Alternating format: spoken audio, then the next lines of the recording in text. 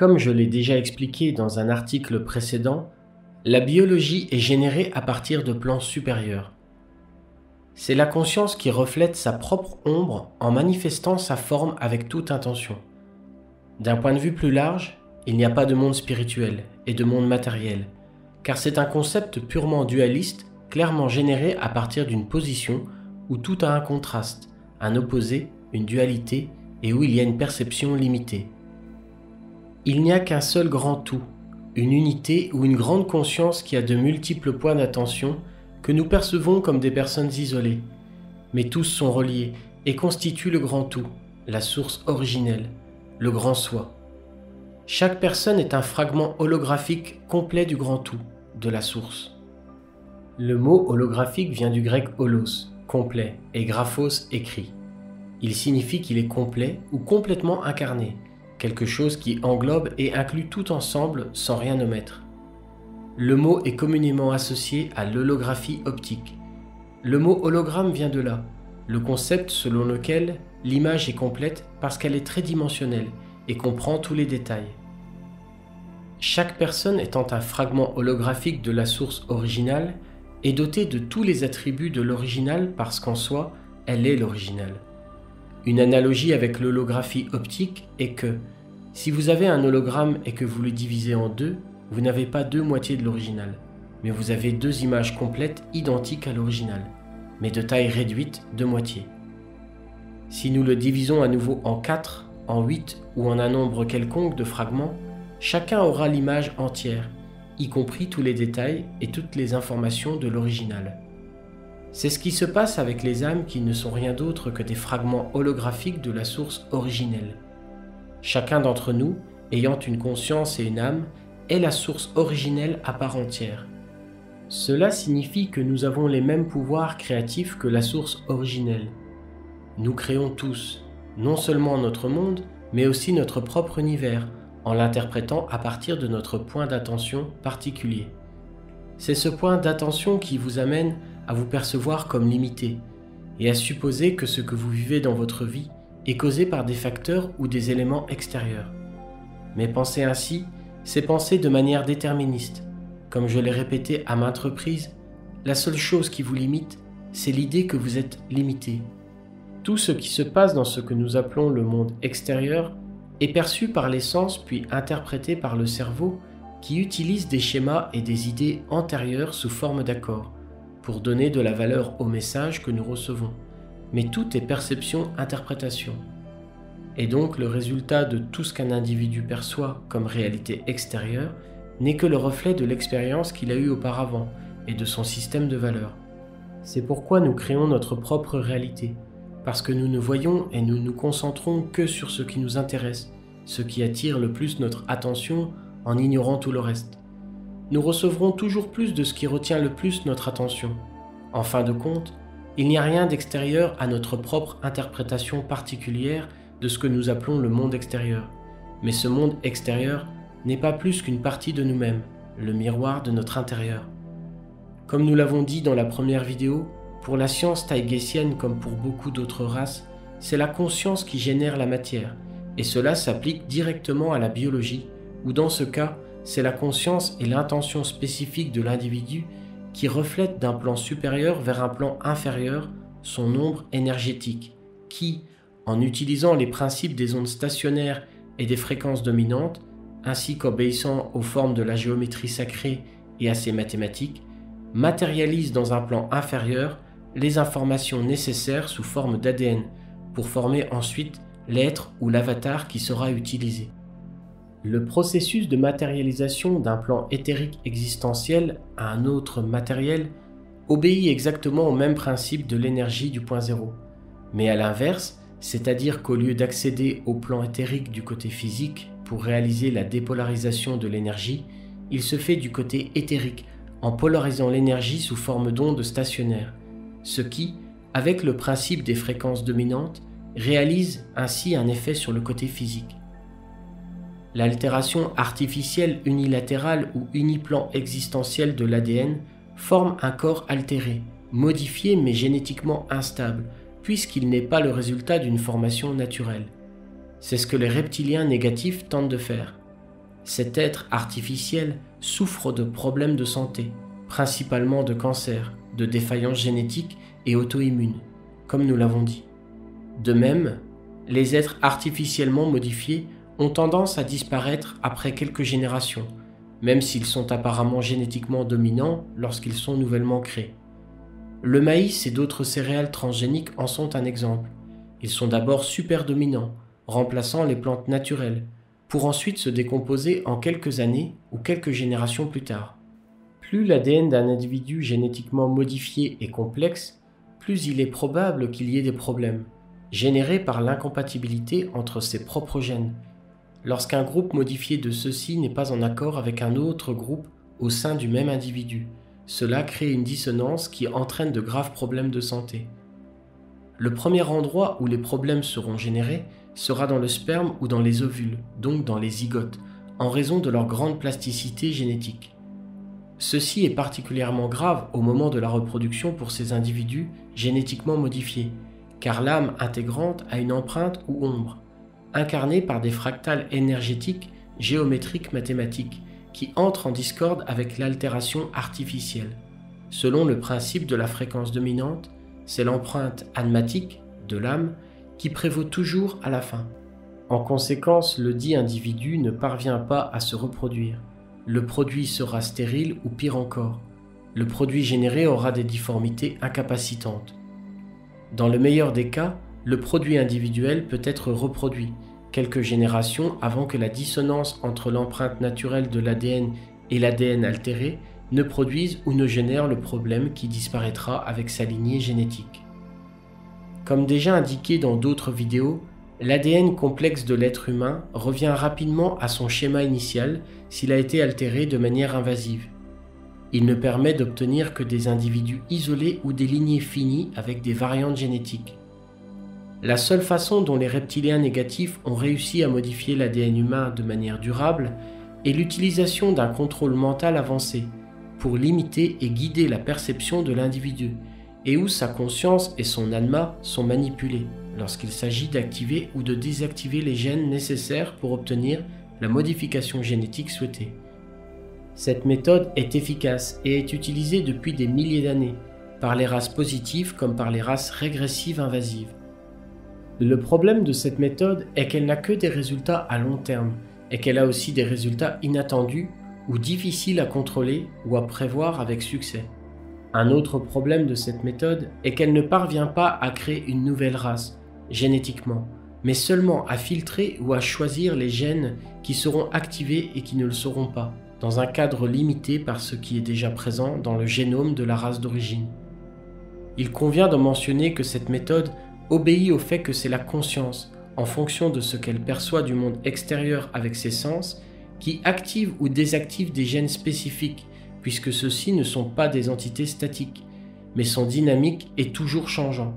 Les gènes sont conçus pour répondre aux perceptions et à la conscience. Les généticiens de la Kabbale qui travaillent pour le gouvernement de l'ombre et de nombreuses races régressives sont intéressés par l'accélération du processus où l'âme ou l'anma est utilisée pour refléter le changement de l'ADN de leur création de génie génétique. Ils essaient d'abord de générer un être qui leur convient pour leur programme, que ce soit un clone, un hybride, une chimère ou un super soldat avec des qualités améliorées pour le combat, et ensuite de modifier artificiellement un anma ou une âme pour être énergétiquement agréable, ou en fréquence avec l'être créé par eux, avec cette cimentation ou ce scellement des modifications génétiques pour pouvoir réaliser une nouvelle espèce ou au moins une modification génétique permanente et reproductible. Ceci est tenté de plusieurs façons. La plus commune est de parvenir à isoler l'anma ou le signal de l'âme, car ce n'est pas quelque chose de localisé ou de séparé, mais c'est un signal de la source originelle, au moyen d'un appareil sophistiqué de fréquences subtiles à la manière d'un conteneur batterie énergétique transdimensionnel. Ceci est basé sur les principes de l'énergie du point zéro, où une série d'expériences contrôlées par des ordinateurs avancés est imposée, pour guider l'individu à vouloir vivre ou à faire l'expérience d'être le sujet précédemment créé artificiellement par eux.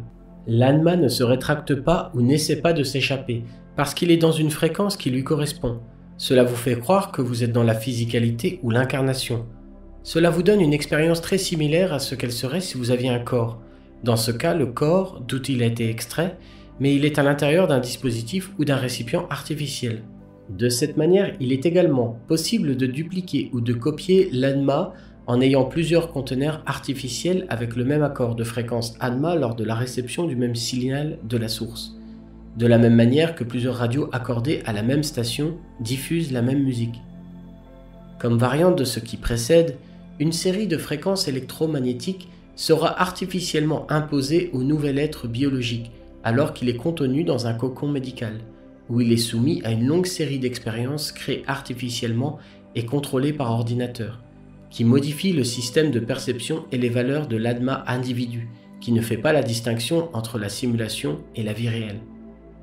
Ces fréquences électromagnétiques spécifiques contrôlées par les ordinateurs reflètent artificiellement, dans le cerveau, les images et les séquences d'expériences souhaitées par les généticiens, et c'est la même technologie qui est déjà utilisée pour contrôler la population lorsqu'elle est transmise par les tours de téléphonie mobile. Maintenant, pour trouver les ANMA qui ont déjà une fréquence similaire à celle recherchée pour un projet spécifique, les personnes sont scannées à l'aide d'un spectromètre laser avancé et qui lit littéralement les fréquences de lumière ou l'aura d'une personne. Le résultat est filtré par un ordinateur qui donnera les résultats en fonction d'un tableau ou d'un programme préalablement écrit. Cela se fait exactement de la même manière que celle utilisée pour lire la composition chimique d'une étoile située à plusieurs centaines d'années-lumière. Ces spectromètres laser de lecture ANMA sont situés principalement dans les systèmes FLIR ou Front Looking Infrared. Des avions équipés comme de nombreux hélicoptères noirs non marqués, des avions à voileur fixe et des drones. On sait également qu'ils disposent de petites unités portables de la taille d'un téléphone. Dans le cas des systèmes FLIR, ils n'ont pas besoin de laser lorsqu'ils sont proches de la cible. Tous les systèmes FLIR n'ont pas cette capacité, seulement ceux qui sont conçus ou équipés à cet effet. Ce système sert également à détecter les âmes extraterrestres ou les starseeds qui habitent un être humain. Et avec cela, vous pouvez déterminer assez précisément sa provenance stellaire en fonction de la fréquence de lumière émise, en comparant le résultat avec une base de données. Les contrôleurs, la cabale derrière les gouvernements, disposent d'une vaste base de données contenant des informations détaillées sur les starseeds ou les extraterrestres infiltrés en tant qu'êtres humains ou utilisant un corps humain. Qui ils sont, où ils se trouvent et de quelle race ils sont. Ayant déjà trouvé un ANMA qui correspond suffisamment à leur programme, le sujet sera enlevé pour être utilisé pour les expériences et les programmes génétiques. Comme la fréquence des ANMA est directement liée à la génétique de l'individu, si une caractéristique ou spécificité est nécessaire de manière récurrente à ceux qui effectuent les modifications génétiques, ils enlèveront de manière récurrente un individu particulier ou une lignée familiale d'individus génétiquement apparentés qui partagent les qualités spécifiques intéressantes qui leur sont utiles. Un exemple de cela est la lignée génétique nécessaire pour héberger les âmes reptiliennes. Tous les enlèvements ne sont pas effectués pour les mêmes raisons. Il existe de nombreuses causes par lesquelles un individu, une famille ou un groupe de personnes peut être enlevé, ou enlevé de façon récurrente. Ce n'est pas non plus un phénomène nouveau, puisqu'il se produit depuis le début des temps, tant sur Terre que sur toutes les autres planètes, où la vie biologique est basée sur l'ADN. En effet, de multiples races ont implanté leur vie partout dans la galaxie, et reviennent constamment pour voir comment leurs greffes ont progressé. On trouve exactement la même espèce sur plusieurs planètes, à condition que ces planètes remplissent les conditions nécessaires pour que cette espèce puisse proliférer et se développer correctement. De nombreuses planètes partagent la même espèce, mais certaines d'entre elles peuvent se trouver sur une planète et pas sur une autre. Il est rare de trouver une espèce qui se trouve exclusivement sur une seule planète. Une ou plusieurs l'auront et d'autres non. Ces espèces sont semées par d'autres plus évoluées dont la capacité de vol interstellaire répond à divers agendas, allant de l'exploitation des ressources naturelles à des agendas purement altruistes qui ne cherchent qu'à créer de nouveaux mondes en harmonie, ou qui cherchent simplement à donner à une espèce particulière un habitat qui la favorise afin qu'elle puisse se développer et se perpétuer librement, la sauvant souvent de l'extinction. La plupart des gens associent les enlèvements à quelque chose de négatif, mais les enlèvements que je qualifierais d'originaux, faute d'un meilleur mot, sont toujours positifs. L'une des espèces qui enlèvent le plus sont des variantes des petits gris, Il faut savoir qu'au moins 165 espèces différentes de gris ont été enregistrées avec d'innombrables sous-espèces. La plupart ont une biologie basée sur la botanique, c'est-à-dire que d'un point de vue strictement génétique, ce sont des plantes. Mais il existe aussi des espèces à base de silicium, à base de carbone, similaires à l'homme, et des espèces artificielles et biologiques robotiques. Et ces deux dernières sont pour la plupart au service de la régression négative. Ces petits gris bienveillants ont pour objectif de prendre soin de la biologie sur Terre et sont communément appelés jardiniers. Lorsqu'ils enlèvent une personne, ils peuvent facilement être confondus avec les négatifs en faisant preuve d'un manque de tact et d'une grande inconsidération en étant très brusques dans leur procédure. Ils agissent de manière très mécanique dans le seul but de mettre fin rapidement à l'opération, car ils ont beaucoup d'autres choses à faire dans la même nuit. Mais il ne faut pas les confondre avec les robots gris au service des négatifs. Ils sont spécialement conçus pour essayer de se faire passer pour des jardiniers bienveillants. La différence la plus notoire est que les jardiniers positifs travaillent toujours seuls alors que les robots seront supervisés par une autre race, généralement humanoïde, mi-lab, mante ou reptile. Ce qu'ils font, entre autres choses, c'est rendre ou réparer la génétique d'un corps selon les besoins de l'anima à l'intérieur, pour qu'il puisse continuer ou terminer son plan de vie de manière satisfaisante. Ils modifient l'ADN nucléaire de la moelle osseuse afin de pouvoir générer des cellules souches, qui sont conformes à la base du processus normal de duplication et de régénération des cellules du corps, pour être conformes à une fréquence spécifique que les jardiniers ont déjà. La façon exacte dont ils procèdent est un sujet sensible, car les négatifs pourraient l'employer. Ils adapteront génétiquement, et à une fréquence spécifique, l'ADN nucléaire et mitochondrial dans les ovules et dans le corps d'une femme, afin qu'elle puisse supporter la fréquence et la génétique nécessaire de sa future fille ou de son futur fils, dont ils savent déjà et qui et comment il sera, surtout si le produit est de la fréquence admatique plus élevée que la mère. Comme dans le cas où une mère humaine donnera naissance à un starseed, bien que ce ne soit pas une règle fixe et que cela dépende de chaque cas. Cela peut se produire plusieurs décennies avant la grossesse ou juste avant. De la même manière, ils adapteront également la génétique du père afin qu'elle soit conforme à ce qui a déjà été prévu sur le plan éthérique. Et dans ce cas, cela peut également se produire des décennies plus tôt. Ils adaptent également un corps qui n'utilisera plus une âme ou un anima, qui, selon ses propres plans d'avant la naissance, quittera un corps sain et l'adapte de manière à ce qu'un autre anima puisse l'utiliser de manière ambulatoire. Souvent, un anima ne veut vivre que jusqu'à un certain âge, que certaines expériences. Souvent, il s'arrange pour partir avec un accident ou quelque chose de ce genre. Mais d'autres fois, si une autre personne de l'autre côté est d'accord, il peut hériter d'un corps sain remplaçant l'anima original, bien qu'il conserve les souvenirs de l'original parce que ces souvenirs restent dans l'esprit physique ou dans le réseau des neurones, et sont également inscrits dans l'ADN, sous forme de disque dur. Les souvenirs sont vagues, et le nouvel anima se sentira à la fois comme la personne précédente et la nouvelle personne, car il peut ou non se souvenir qu'il est entré comme un walk-in. La raison pour laquelle il semble que les négatifs s'attaquent à l'âme des gens est qu'ils l'utilisent et l'expérimentent sur eux-mêmes, afin de forcer les corps à cimenter les changements artificiels qu'ils leur ont donnés par leurs expériences, comme nous l'avons déjà dit. C'est ce qui se passe surtout dans le cas des enlèvements militaires, ou MILAB, comme on les appelle. Ce qui se passe, c'est qu'ils essaient simplement de maîtriser cette technologie que d'autres races, comme les jardiniers ou nous, avons déjà perfectionnée. Ce qu'ils ne savent pas, c'est qu'il y a une limite, et que cette limite ne peut être modifiée en aucune façon, et qu'elle est imposée par l'âme elle-même et la source. Il ne sert à rien de jouer à Dieu et de modifier ainsi tant d'organismes, parce qu'ils finissent toujours dans des impasses, ils disparaîtront dans quelques générations. La source sait ce qu'elle fait, pourquoi elle le fait et sait se protéger, car étant la conjonction de toutes les consciences, elle est sage. Elle dispose déjà de mécanismes d'autodéfense pour empêcher des expériences régressives et atroces à partir desquelles se formeront des races d'esclaves parfaites pour leur but. Le temps n'existe pas. Dans la perspective la plus grande, tout est déjà. Donc, tout ce que les régressifs essaient, qui en eux-mêmes font partie de la source ou du soi originel, est déjà prévu. Sans âme, il n'y a pas de fondement correct dans les gènes, donc ils veulent aussi trouver un moyen de changer l'âme ou de la manipuler pour l'utiliser à leur fin. autrement dit le génie génétique au niveau de l'âme.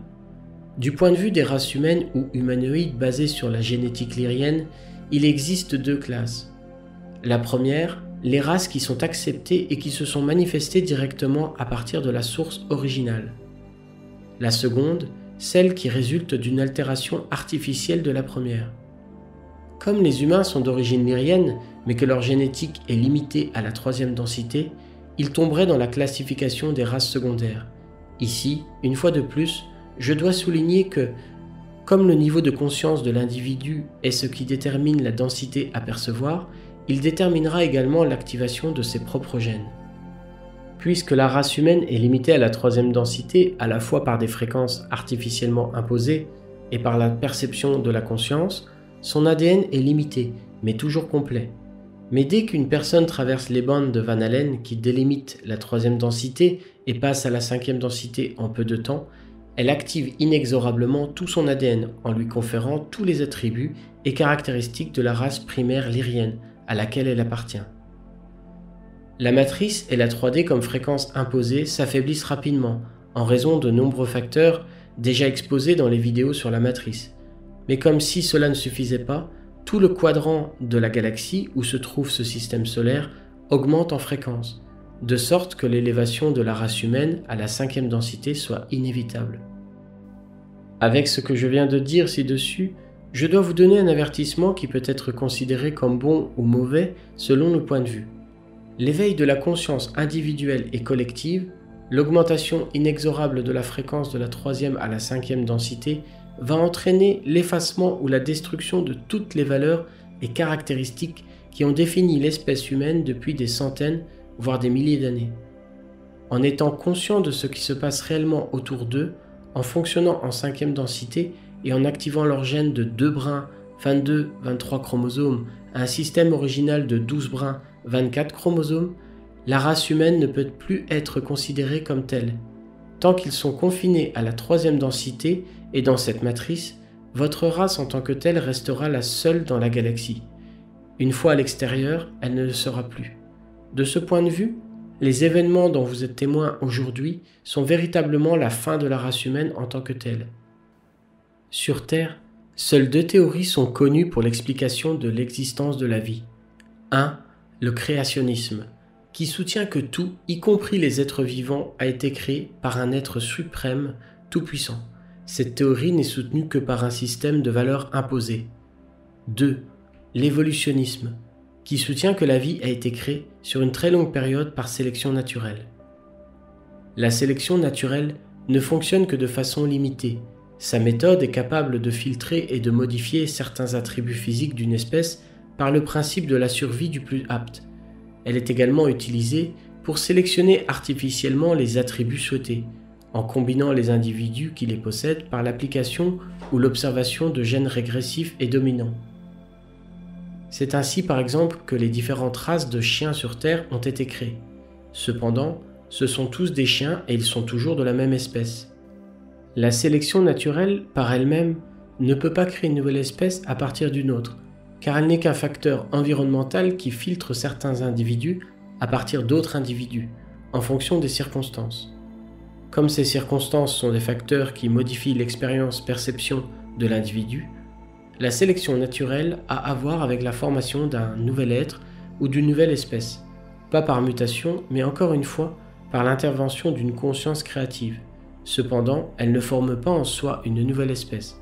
Un chien est un chien, un chat est un chat, un singe est un singe, un humain est un humain. L'ouvrage de Charles Darwin sur l'origine des espèces, publié pour la première fois en 1859, est une théorie très convaincante et logique à première vue, mais elle exploite l'incapacité de l'homme à observer l'espèce et son développement à long terme, et ne reflète pas la réalité externe empiriquement observable par la science humaine elle-même, car il n'y a pas de preuve unique pour l'étayer, il n'y a pas de fossile transitoire, la reléguant ainsi à une autre théorie imposée où la population humaine est forcée de croire en elle en la prenant comme un fait scientifiquement avéré. Charles Darwin fut un maçon du 33e degré et membre de la Royal Society. Son travail s'est imposé avec pour objectif de contrôler et de faire taire les autres naturalistes de l'époque qui formulaient déjà leurs propres théories susceptibles de démasquer les mensonges de la cabale dominante. Pour le système de croyance de Taïgeta, son art, sa spiritualité, sa philosophie et sa science, le tout ensemble est accepté et observé. Il y est établi qu'il n'y a pas de monde physique et un monde spirituel séparé. Il est également accepté qu'il n'y a pas de plan existentiel séparé, mais plutôt que tout est basé sur les limites de la perception de chaque conscience individuelle, et que cela détermine le plan dans lequel elle vit. Si les plans existentiels sont mentionnés ci-dessus et dans d'autres ouvrages comme étant séparés, c'est uniquement pour que la référence rende le concept plus facile à comprendre. Plus la conscience est grande, plus l'individu réalise des choses, perçoit des choses, donc elle découvre des plans de plus en plus élevés, car ceux-ci deviennent toujours plus complexes. Le niveau de conscience détermine le plan que vous pouvez percevoir et où vous serez. Il est admis qu'il n'y a pas de monde physique, mais que tout est une idée incarnée dans une conscience. Le monde physique n'est qu'une partie d'un grand tout interconnecté dans lequel tous les plans existentiels coexistent et existent en même temps, formant ensemble la source originelle, le grand soi. Toutes les consciences apparemment individuelles sont des fragments holographiques du grand soi, et, à leur propre titre, elles sont le grand soi ou la source elle-même, et ne sont que des points d'attention ou des nœuds de vagues stationnaires, des crêtes de vagues au sein d'une immense mer de conscience. Les consciences ne sont que des vagues qui contemplent et s'inquiètent de leur propre nature finie, alors qu'elles sont en elles-mêmes la mer de la conscience, une seule et même inséparable.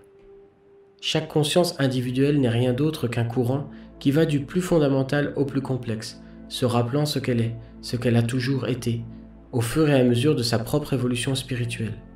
Au fur et à mesure que le niveau du plan existentiel ou niveau de conscience augmente, le temps devient de plus en plus plastique.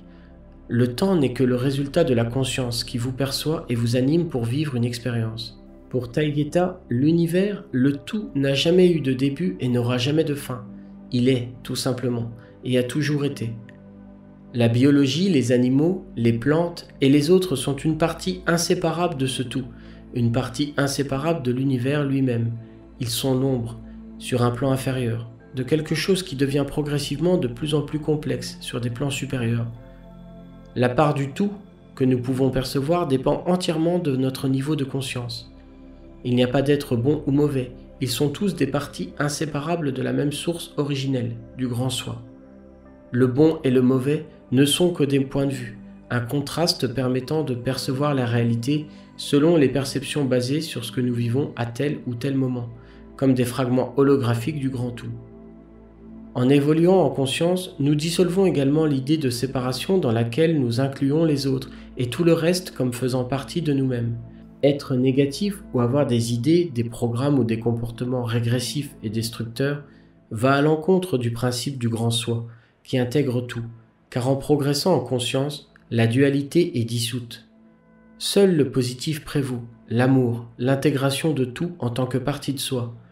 À mesure que l'on progresse dans le niveau de conscience, en incorporant et en intégrant toutes choses, en particulier les autres, et êtres dont la conscience fait partie de soi-même, l'individualité ne se perd pas, mais se développe uniquement, étant donné qu'en fin de compte, chaque conscience sera perçue de manière holographique comme le grand je ou la source originelle qui a toujours été. Cependant, à partir de notre niveau actuel, nous réalisons que nous ne pouvons simplement pas tout comprendre si nous ne sommes pas équipés dans le moment présent. Mais notre quête incessante de la connaissance nous donnera toujours quelque chose de plus à apprendre et nous mettra toujours au défi d'essayer de comprendre des choses de plus en plus complexes alors que nous cherchons le chemin du retour. Waouh, ce sont des sujets assez intenses que tu as abordés dans cet essai. Merci beaucoup. Je soupçonnais déjà certaines choses, d'autres sont nouvelles pour moi. Par exemple, à un moment donné, tu as expliqué comment l'altération de l'ADN, sans ajustement de la composante anmatique, entraîne des défaillances et des maladies. Est-ce peut-être la façon dont les reptiles ont endommagé notre organisme qui fait que l'on est en proie à tant de maladies?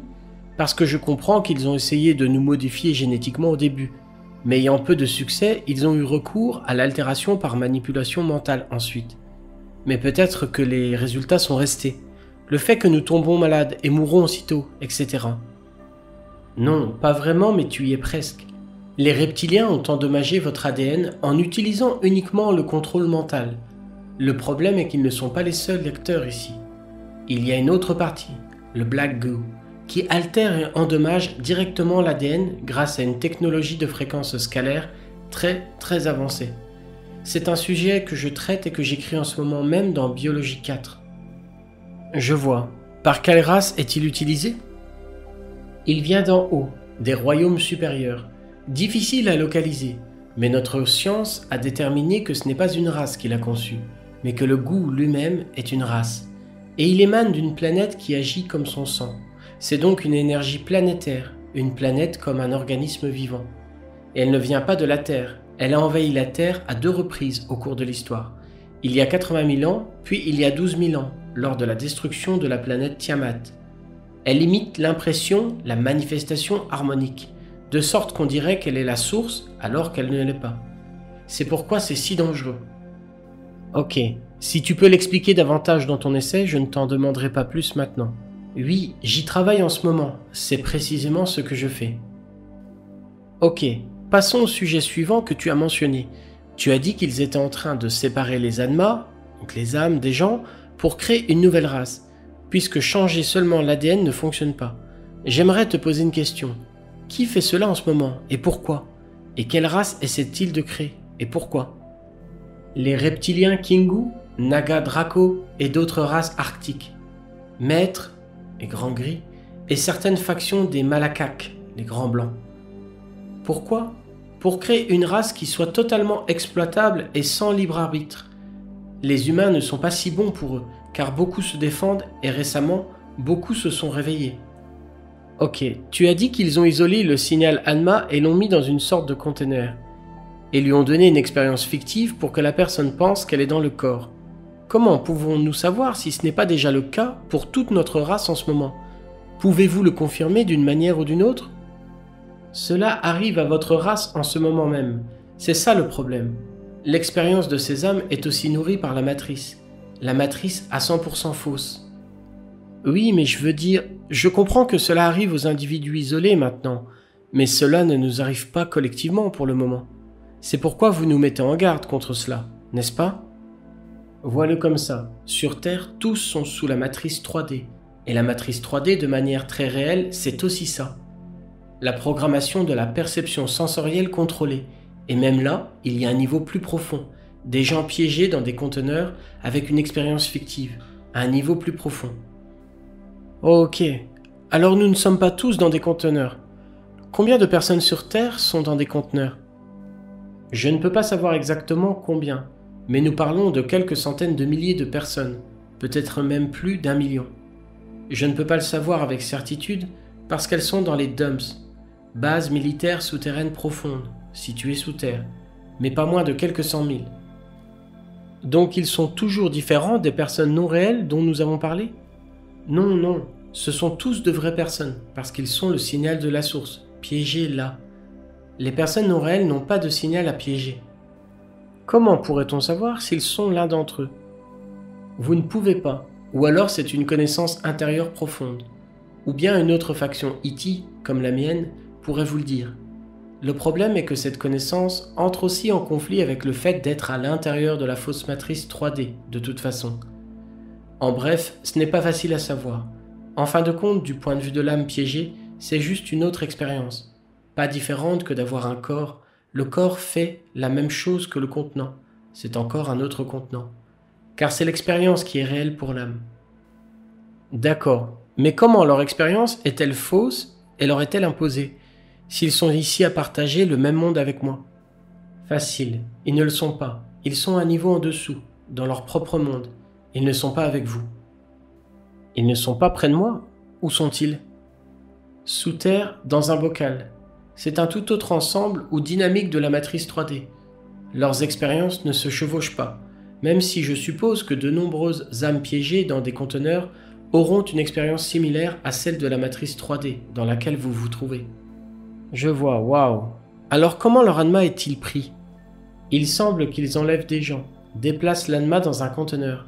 C'est généralement fait pour les petits-enfants, parce qu'ils sont plus faciles à programmer. Mais comment cela peut-il être fait techniquement? pour retirer votre âme du corps. Et qu'arrive-t-il au corps? C'est fait avec un récipient qui a la même fréquence que le corps biologique d'origine. C'est un dispositif technique.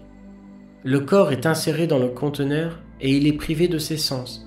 Ils enlèvent le corps et l'âme reste là en pensant qu'elle a encore un corps. L'âme quittera le corps dans une grande douleur ou un grand stress. Elle se rétracte dans le conteneur qui lui fait penser qu'elle a échappé à la torture initiale.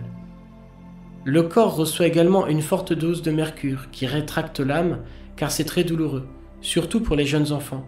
C'est aussi la raison pour laquelle il y a du mercure dans les vaccins administrés aux jeunes enfants, pour leur retirer l'âme. J'ai des informations détaillées sur tout cela. Ok, donc en gros, ça ne peut pas être fait juste la nuit pendant le sommeil normal. Ils doivent d'abord vous y emmener physiquement, n'est-ce pas? Oui, ils doivent d'abord vous emmener sur un bateau ou dans une installation souterraine. Je ne comprends toujours pas. Si leur âme est dans un conteneur, comment se fait-il qu'ils vivent leurs expériences dans un nouveau corps ou comment? Et si leur âme est dans un conteneur? Je suis désolé, tout cela est nouveau pour moi. C'est un dispositif technologique qui gère la fréquence. Il donne à l'âme l'idée qu'elle a une vie, mais c'est un ordinateur qui lui donne l'expérience, les effets visuels, les sons et les autres sens. Après tout, il n'y a pas de corps, mais seulement de l'énergie. Il gère cette énergie avec l'appareil, c'est la gestion des fréquences, comme lorsqu'ils isolent les ondes cérébrales pour imposer des images, comme dans la télépathie synthétique. Et leurs corps d'origine sont détruits? Les corps biologiques originaux sont soit utilisés pour se faire passer pour la personne ayant une âme reptilienne à l'intérieur, soit ils sont tout simplement mangés. Ok, waouh! Y a-t-il un moyen de se protéger contre cela? Oui, le fait d'avoir une haute fréquence les empêchera de s'approcher de vous. Comme je l'ai mentionné dans un autre article, plus votre fréquence est élevée, plus vous êtes radioactif pour eux. Et l'étape la plus importante pour augmenter votre fréquence, pour vous protéger, est d'arrêter de manger des animaux. Ce sont aussi des gens, ce ne sont pas des aliments. Si vous mangez quelqu'un, vous donnez votre accord pour être mangé vous-même. Je comprends. Maintenant, c'est là que je lutte. Tu te souviens que tu m'as dit que si je ne vois pas quelque chose, ou si je ne crois pas en quelque chose, ce n'est pas dans mon monde. Alors imagine que j'ai un enfant. Ces choses dont nous parlons ne sont pas de mon monde. Je n'en avais aucune idée. Elles n'existaient pas dans ma réalité. Et mon enfant est toujours pris. Et ça arrive. Comment expliques-tu cela? Quand est-ce que ça se passe dans mon monde? Si je n'y croyais pas avant ou si je n'en savais rien? Vous le saurez. Parce qu'à un moment ou un autre, cela faisait ou fait partie de votre réalité. La plupart du temps, à un niveau subconscient et à cause des contrats que vous avez passés avant même la naissance. Et de plus, si ce n'est pas dans votre monde, cela ne vous arrivera pas. Même si les gens voient cette information, du fait que nous ne leur annonçons pas uniquement la mauvaise nouvelle, mais nous leur disons également qu'ils peuvent se défendre. Et c'est aussi un autre cas où des choses contradictoires sont vraies. À un niveau personnel, ce n'est pas dans votre monde, et à un autre niveau, c'est comme si c'était le cas. Et vous ne pouvez pas être aveugle à cet horrible fait qui arrive à des dizaines de milliers de personnes dans le monde entier. Des millions d'enfants disparaissent chaque année dans le monde entier. Et l'une des principales raisons pour lesquelles ces enfants sont enlevés et pas d'autres, c'est parce qu'ils consomment de la viande. Cela m'amène à la question suivante que j'allais poser. Pourquoi partages-tu ces informations avec nous si le fait de les porter à notre attention pourrait les rendre plus réelles? Parce que la seule façon d'arrêter tout cela est de dire non, en tant que collectif. Même à un niveau personnel, votre non est plus que suffisant. Mon principal objectif, avec toutes mes informations, est de donner du pouvoir aux gens. Ils peuvent être à l'aise pour dire que ces choses ne sont pas dans leur monde. Mais c'est aussi une façon de faire l'autruche. Vous ne pouvez pas être tout amour et lumière tel qu'ils pensent que nous sommes, nous, les Pléiadiens. Nous avons des fusils et des épées. Vous devez tous apprendre à être spirituels et à gérer la réalité avec sagesse. Cependant, vous devez aussi apprendre quand et comment mordre.